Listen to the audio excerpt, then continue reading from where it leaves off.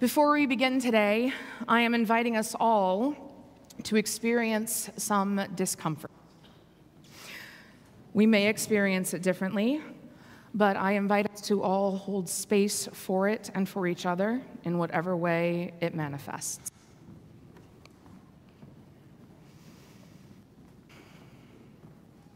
What do you do with a grief you cannot name?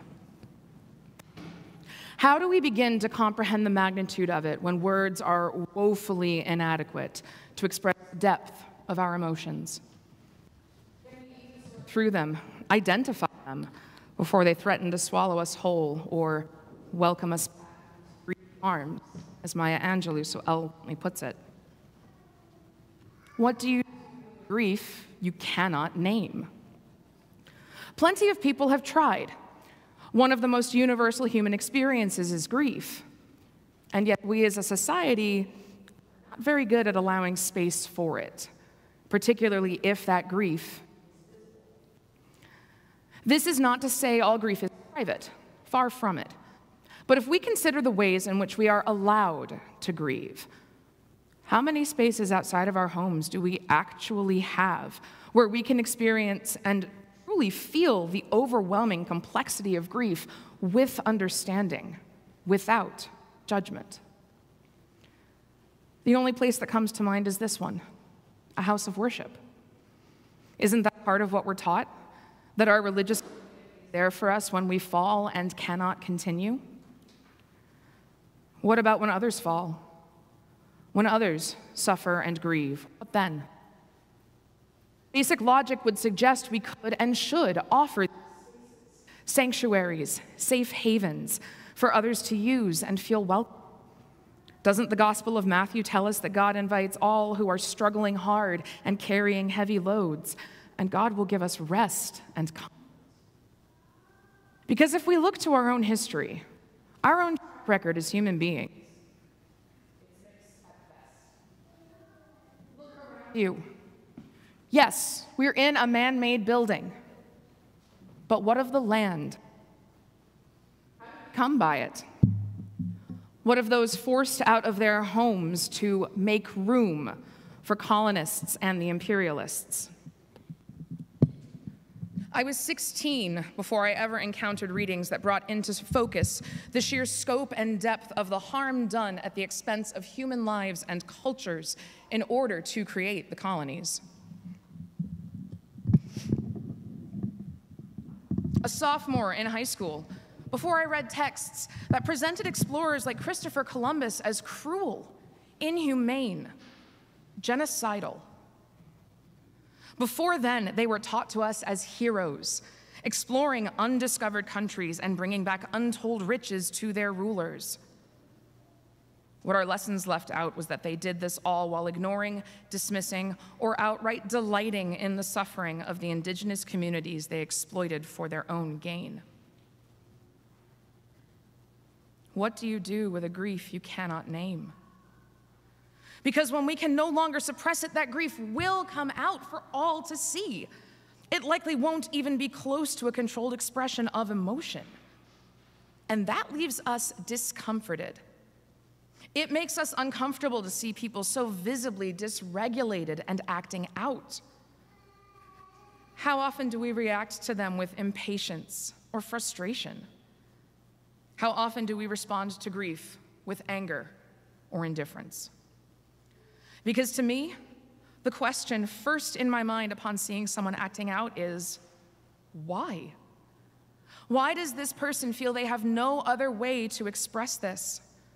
What do they need in order to feel seen, heard, and valid? What do you do with a grief you cannot name?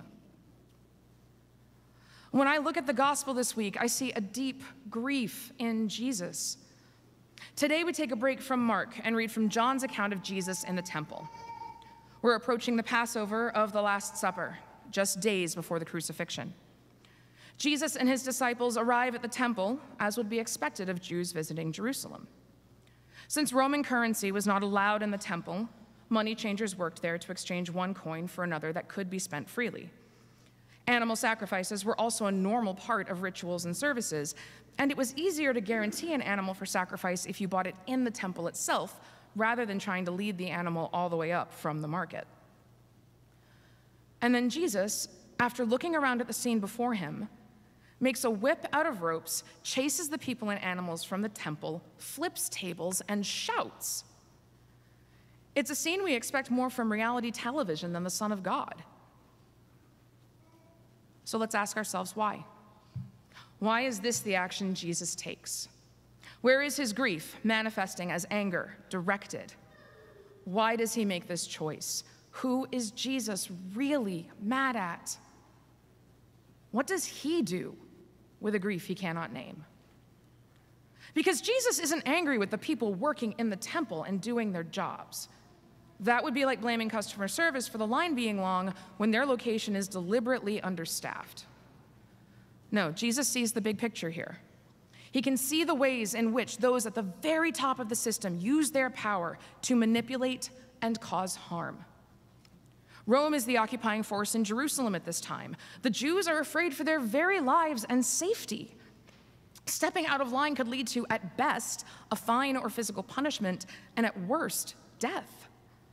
They are occupied, heavily taxed, mistreated, and subjugated. In making a very public display of his grief, Jesus paints a target squarely on his back. By engaging in public protest, by making people witness this act, Jesus also makes everyone uncomfortable. Public demonstrations have a way of doing this, and usually those who are the most uncomfortable, who work the hardest to silence or discredit the demonstrators, are the ones with something to lose if others start to listen.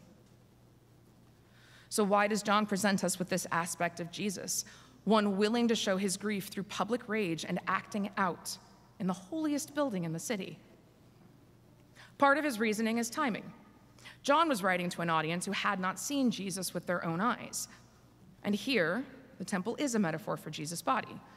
3 days after his death on the cross, he rises from the grave, fulfilling the miracle of the resurrection and the promise of eternal life through God. But what if the metaphor extends further? If God created the world and all that live in it, if God made us in their image and bestowed upon us free will, and if all the world is God's temple and all the people within it God's children, what have we done? Exactly just how well have we cared for it?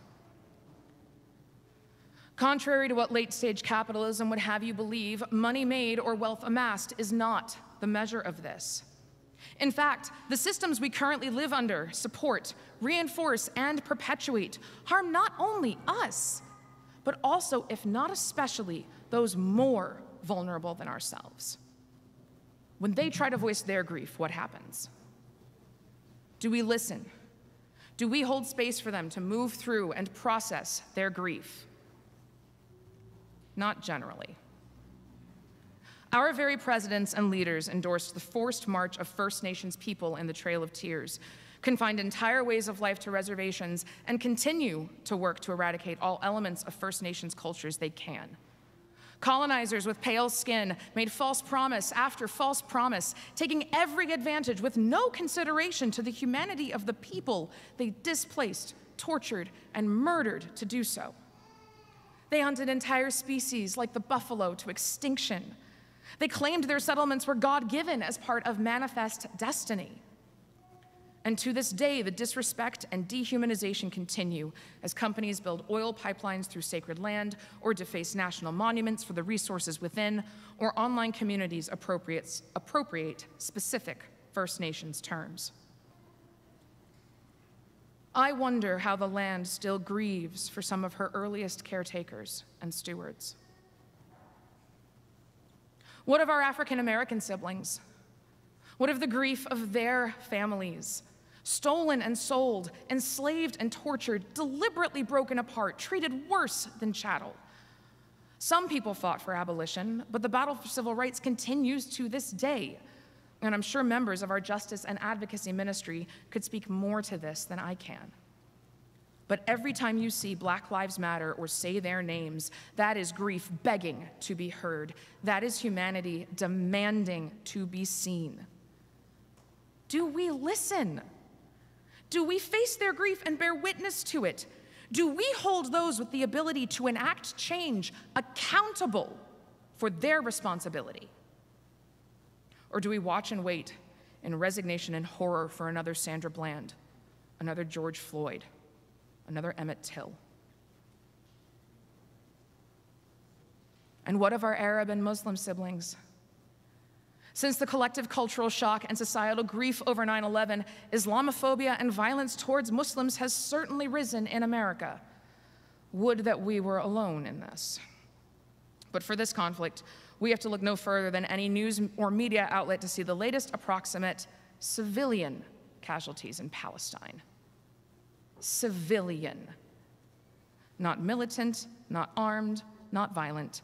Men, women, persons, and children who have been actively displaced or advised to evacuate to safe areas, only to be met with carpet bombings and starvation.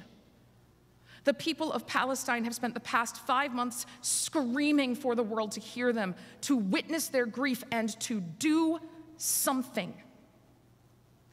5 months on top of decades of injustice, decades of the Israeli government refusing to treat, quote, the occupied population humanely at all times, unquote. One of the key duties of an occupying power under the Geneva Convention.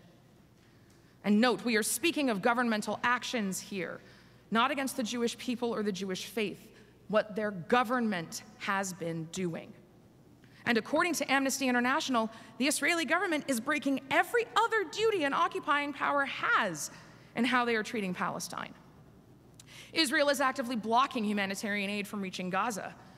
Instead of maintaining the medical services, public health and hygiene, some of the main targets and most thoroughly bombed areas of occupied Palestine have been the hospitals. Soldiers have even targeted emergency service vehicles, gunning down medical personnel alongside those they're working to rescue. Several human rights groups have decades of data and evidence tracking the horrendous and inhumane treatment of the Palestinians at the hands of the Israeli government, evidence of empire and colony.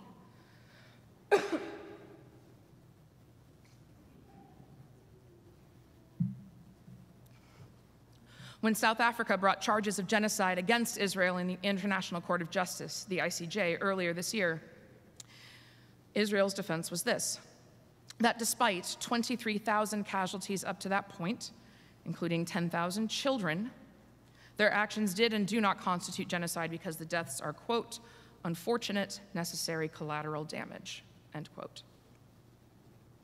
The ICJ refused to call for a ceasefire or declare Israel's actions as genocide, and the bloodshed continues, with the death toll surpassing 30,000 human lives this week. To try and put that in perspective, that is just under double the population of South Orange, New Jersey. But what else are we supposed to think other than genocide when entire family trees are being wiped out with bombing after bombing, with bodies buried under rubble, babies starving to death while their mother's body tries desperately to give what nutrients it can spare to the point of stripping its own? What is this, if not the deliberate and systematic work of eradicating an entire group from the earth? Furthermore, our country's government not only has supplied weapons to the colonizing force, but they have also repeatedly blocked efforts for a ceasefire, undermined humanitarian aid deliveries, and actively censored or arrested those who speak out against these actions. To speak in defense of Palestine right now is dangerous, which is why we must speak, now more than ever. We must speak out and demand better of those in charge. We must elevate the voices of the oppressed. We must do something. And so, things have escalated to the point of extreme public acts of grief. Jesus flipped tables and chased people with whips. Aaron Bushnell, who went in many online circles by the handle Lily Anarchitty, self-immolated a week ago today in protest of the genocide in Palestine while dressed in full military uniform. This is the second American we know of to do this in direct protest of the Israeli government's actions. In December, it was a woman in front of the Israeli consulate in Georgia. Even people within Israel are protesting the actions of their own government the extreme violence they are witnessing. But with Bushnell, why would someone set themselves on fire? One of the single most painful ways to die, as an act of protest. What do you do with a grief you cannot name?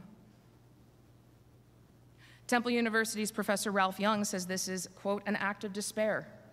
You feel that there's nothing you can do or that people are willing to do, so this is the ultimate sacrifice, yourself, end quote.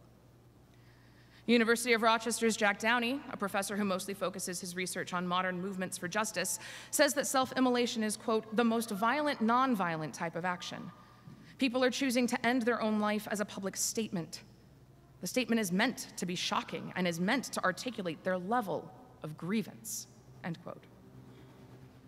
When met with the intensity of Bushnell's grief last week, how did people respond?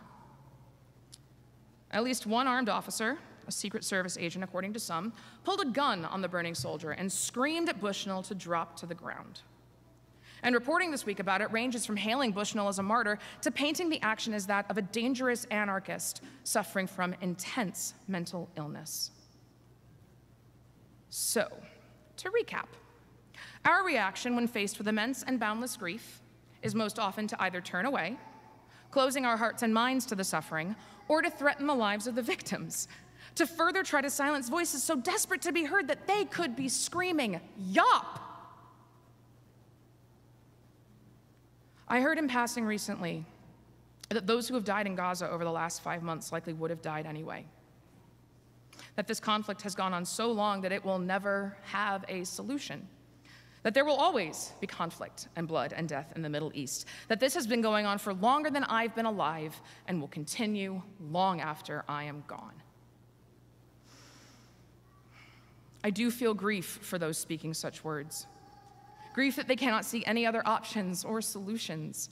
But I also feel anger, fury at the flippancy of the remarks, the casual validation of genocide. It reflects just how desensitized we have become to collective suffering, how much easier it is for us to close our eyes because it's not our pain, right? It's the pain of others in a place far away from us. What does it matter to us? What happens to them? Except it does. The pain of humanity is our pain. The grief of humanity is our grief. Why should we validate the oppressors, the colonizers and the imperialists, the modern-day Rome, when Jesus wouldn't? Why shouldn't we push back, hold people accountable for their words and actions, for who gets them elected, for who keeps them in office, and for who buys their votes? I feel a deep and consuming grief for the people of Palestine. And Jesus would too, and not just because Palestinians are human beings. If we use 2024 country borders as a guide, we would see that Bethlehem, the city of David, Jesus' birthplace, is in Palestine. What do you do with a grief you cannot name?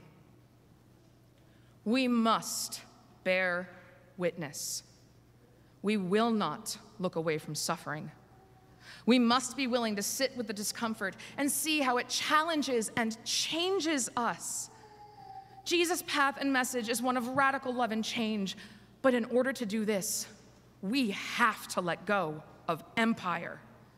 We have to let go of easy solutions, quick fixes that might counter a symptom or two, but don't grasp at the true root of the issue.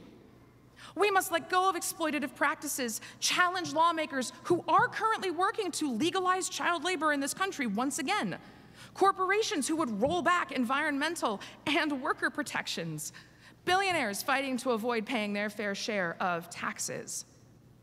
We must call out injustice and speak truth to power, even when it's frightening. Further silence is complicity in the machine of empire.